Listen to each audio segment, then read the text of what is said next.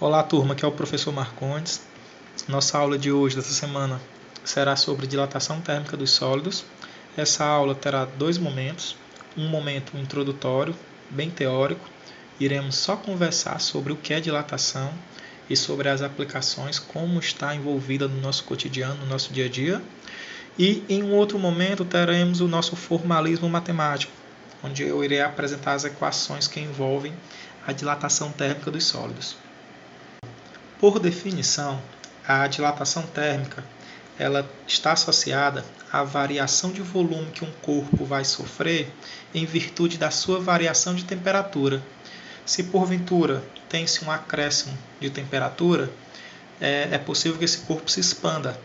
Se porventura tem um decréscimo de temperatura, é possível que se contraia, tá? Então é o seguinte, a variação da temperatura causa um aumento ou uma diminuição no grau de agitação das moléculas. Consequência disso é uma variação da distância média das moléculas. E de forma macroscópica, se observa que o objeto está dilatado para mais ou para menos, está expandido ou compresso, comprimido. A dilatação ela ocorre de forma muito mais significativa nos gases. Futuro bem próximo, iremos estudar isso, tá? De forma intermediária ocorre nos líquidos e de forma muito mais discreta nos sólidos. Podemos resumir aqui que a dilatação nos gases ela é maior que a dilatação nos líquidos e a dilatação nos líquidos é maior que a dilatação nos sólidos. Existem três fatores que são cruciais, tá? Para a dilatação dos corpos. Primeiro, a variação de temperatura, que é o que vai ocasionar. A dimensão inicial do sólido também é importante e a natureza do sólido, a natureza do material. Cada material reage de uma forma diferente. Então, vai aparecer ali um coeficiente de dilatação do material, que é uma característica intrínseca ao material, pertence ao material. Para fins de didática, para organizar o nosso trabalho, nós iremos dividir a dilatação dos sólidos em três etapas. Primeiro vamos ver de forma linear, superficial e volumétrica. Nós já sabemos que calor ele produz variação de temperatura. Vimos isso quando estudamos calor específico. Sabemos também que calor produz transformação de fase. Estudamos isso quando vimos o calor latente de transformação. Agora nós iremos estudar que calor produz também variação nas dimensões, que é exatamente a dilatação térmica. Olha, vamos fazer aqui uma observação. Há 7 meses atrás, em Fortaleza, os termômetros marcaram 18 graus Celsius. Agora em abril, estão marcando ali na casa dos 30 graus Celsius. Em 7 meses, se observa aí uns 12 graus Celsius de variação de temperatura, né? Isso quer dizer que toda a estrutura da cidade tem que ser pensada já levando em consideração as variações climáticas, as variações locais de temperatura. Então, as aplicações do nosso produto de estudo, que é a dilatação térmica, são infinitas, tá? No nosso cotidiano, na nossa vida. Exemplo, se você olhar agora para o piso da sua casa, para o piso da sala, tem lá os azulejos. Existe uma distânciazinha entre um azulejo e outro, né? E existe um material ali, uma argamassa específica, que é a junta de dilatação. Olha, se porventura se instala os pisos um pouco mais perto um do outro, ou um pouco mais distante um do outro, a gente pode ter algum problema na estrutura. Aquele piso, aquela cerâmica ou aquele bloco de concreto, quando for dilatar, se a distância for muito curta, pode tocar uma na outra. E aí pode trincar ou pode saltar. Essa imagem aí é do site do Cimento Mauá. Lá ele fala exatamente sobre isso, sobre as juntas de dilatação. Se porventura houver algum problema na instalação, vamos ver aqui a próxima imagem. Ó. Pode acontecer isso daí, uma calçada trincada, levantada, quebrada e oferecendo risco às pessoas que passam por ela. Essa imagem eu tirei da Câmara de Jacareí, onde uma vereadora indica, a calçada para conserto, que fica próximo ao SAMU, em Santa Cruz dos Lázaros. Olha o que a vereadora falou. Vimos que as placas de concreto estão levantadas, soltas e trincadas, oferecendo risco aos pedestres. Óbvio, né? A parlamentar atribui essa situação à dilatação sofrida pelo concreto, que seria causada pela variação climática. Ou seja, houve variações de temperatura, a matéria sólida vai reagir, dilatando-se, né, de alguma forma. Então tem-se que pensar a paisagem, a urbanística, considerando isto, esse evento, esse efeito. Nos trilhos de trem, né, quem anda de trem ou quem mora perto de um trilho de trem, percebe que os trilhos são dispostos também, colocados a uma distância de tal modo que essa distância permita que o trilho cresça, dilate-se com as variações de temperatura. Se porventura o instalador, né, o pessoal que trabalha com a mecânica, errar essa distância, pode acontecer problemas graves aí de perda financeira para a concessionária. Exemplo, olha para essa foto aí, o trilho todo torto, saiu da linha porque dilatou, cresceu, e a distância da junta de dilatação, o espaço estava mal dimensionado. Então, prejuízozinho bacana, né? Ter que consertar, reparar, talvez parar a linha, não passa trem aí, né? Por enquanto estiver assim, por um problema simples. É importante estudarmos o processo de dilatação térmica para não cairmos em algumas gafes da vida. Olha que interessante. Uma turista passeando de uma embarcação sobre a ponte Rio-Niterói percebeu essa trinca, né? Trincando na ponte Rio-Niterói. E aí ela postou a foto no Facebook e alarmou o mundo dizendo que a ponte iria cair,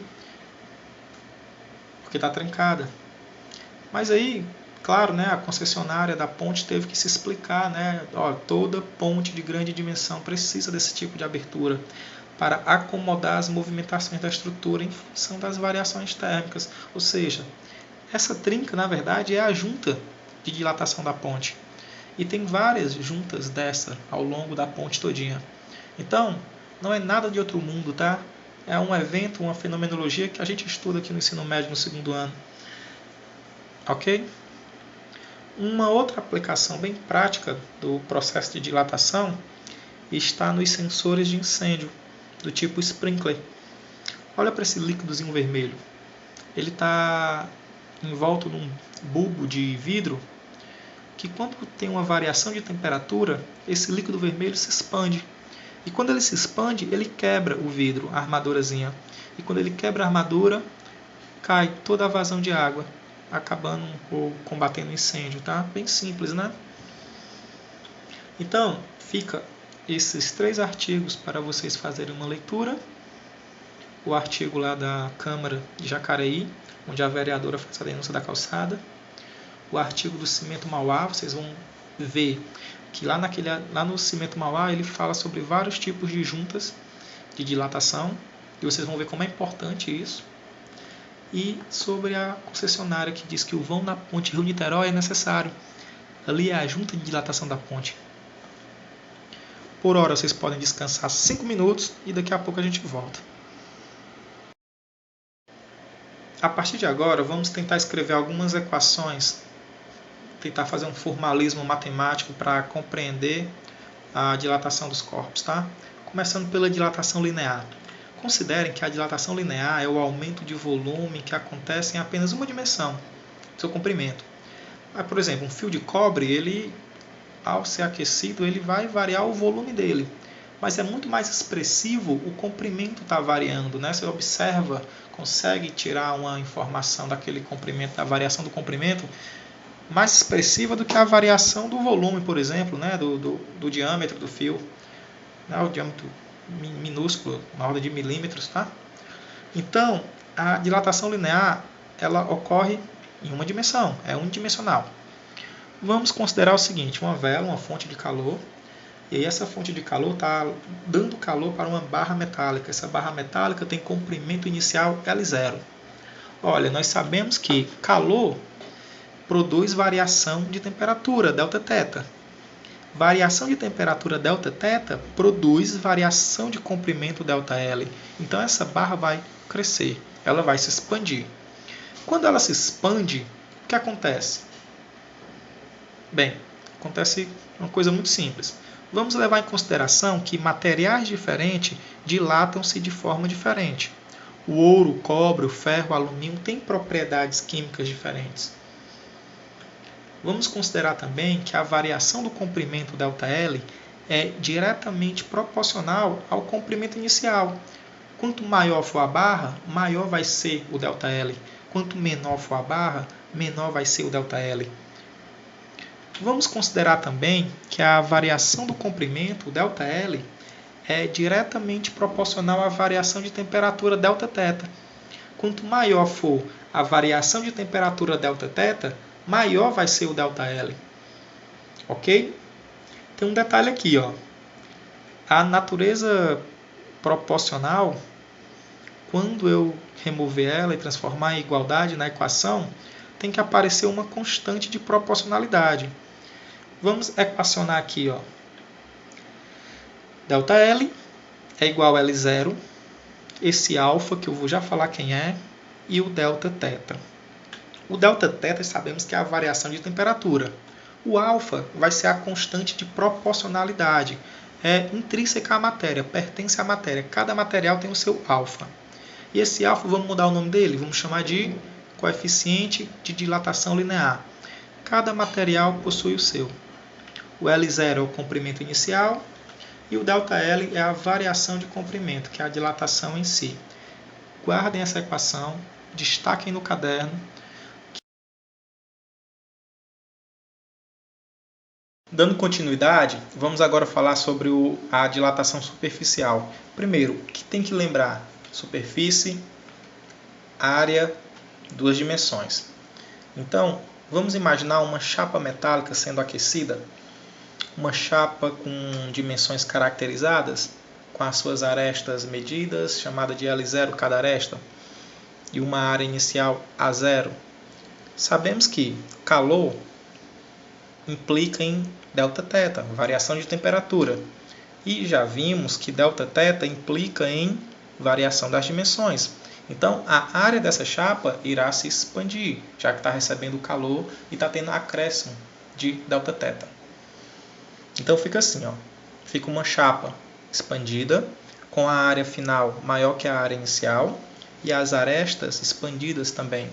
Então, agora, as arestas finais maiores que as arestas iniciais.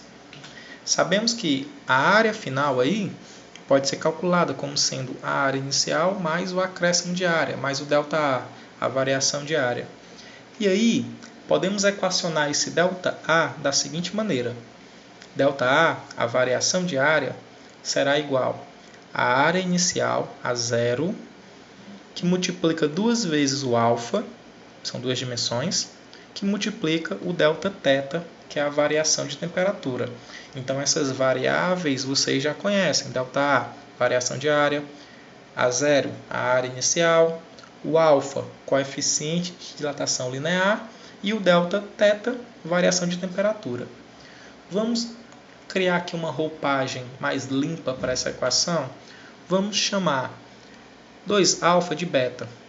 E vamos chamar beta de coeficiente de dilatação superficial. Agora a equação ganhou uma roupagem nova. Vai ser ΔA igual a A0, que multiplica beta, que multiplica Δθ. Essas duas equações são a mesma, apenas com uma roupagem diferente, que é o beta foi alterado por 2α. Bem, a pergunta agora é: como funciona a dilatação volumétrica?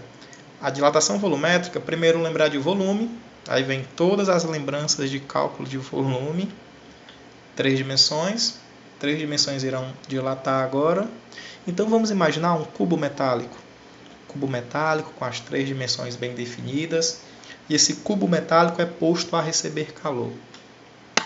Tem um volume desse cubo calculado, V0, conhecido. E aí, nós sabemos que, ao receber calor, ele vai sofrer com um acréscimo de volume. Vai ter um volume final. Esse volume final maior que o volume inicial. Sabemos que o volume final pode ser calculado como sendo o volume inicial mais a variação de volume. E essa variação de volume ΔV pode ser equacionada de forma muito semelhante às equações anteriores. Vejam, ΔV, variação de volume, é igual ao volume inicial, que multiplica 3α, que multiplica Δθ. 3α são 3 dimensões lineares agora, né? Δθ sabemos que é a variação de temperatura, V0 o volume inicial e o ΔV a variação do volume. Olha, esse 3α pode ser também alterado, tá? A gente pode criar aqui para facilitar a nossa vida, tá? Vamos chamar 3α de gama. E gama será o coeficiente de dilatação volumétrica. Agora a equação mudou a roupagem dela. Fica ΔV igual a V0, que multiplica gama, que multiplica Δθ. São as mesmas equações, só muda a roupagem. Gama por 3α foi alterado, só isso. Falando um pouco sobre os coeficientes de dilatação linear, eu falei para vocês que ele é intrínseco à matéria. Ele é uma constante material. Cada material tem o seu coeficiente de dilatação. Exemplo, o do aço é 11·10⁻⁶. Observem que a unidade é apenas o inverso do grau Celsius. Isso quer dizer que a temperatura tem que estar em graus Celsius e as dimensões têm que estar também correlatas, né? Se for linear, por exemplo, variação em metro, L0 em metro também. Tá? Então, sempre tem que estar observando para ajustar. Fazendo um resumo aí, estudamos dilatação linear, superficial e volumétrica. Vimos que 2α é beta, 3α é gama. Então, a equação é a mesma, muda só a roupagem dela. Ok? Na próxima aula, eu irei resolver algumas questões propostas, como se calcula, tá? Passo a passo, para a gente entender na prática, na aplicação.